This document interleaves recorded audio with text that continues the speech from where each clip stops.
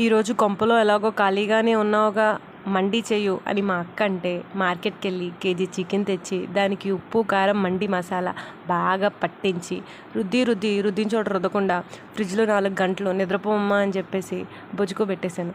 తర్వాత fried onions వేసి మళ్ళీ బాగా రుద్ది 4 గంటలు ఫ్రిడ్జ్లో ఉంచడం వల్ల ఏమో కానీ చికెన్కి బాగా జలుబు చేసేసింది. సో జలుబు పోగొడదామని చెప్పేసి ఆవిరి పట్టిస్తున్నాను. ఆవిరి పట్టించడం వల్ల ఏమో కానీ దాని జలుబు పోయిందే కాక ఆవిరి కూడా మొత్తం దిగిపోయిందనమాట. ఈ పక్క గిన్నెలో ఉల్లిపాయలు, అల్లం వెల్లుల్లిపాయ పేస్టు, మళ్ళీ మండి ప్రిపేర్ చేసిన మసాలా అవన్నీ వేసేసి బాగా కలిపేసి ఇందాక ఆవిరి పట్టిన నీళ్ళు ఎందుకులే వేస్ట్ చేయడం అని చెప్పేసి అవి ఇందులో పోసేసాను అనమాట. ఆ నీళ్ళు అలా పోయగానే పొగలు బడబడా అని వచ్చేసాయి. నేను కొంప ఎక్కడ తగిలెట్టేస్తున్నానా అని చెప్పి మా అమ్మ వచ్చి ఈపు మీద 2 సరుకులు వేసేసిందండి బాబు. మండి బిస్కెట్ అయిపోద్ది అనుకున్నాను కానీ సూపర్గా వచ్చింది. మీరు మాత్రం లైక్ చేసి సబ్స్క్రైబ్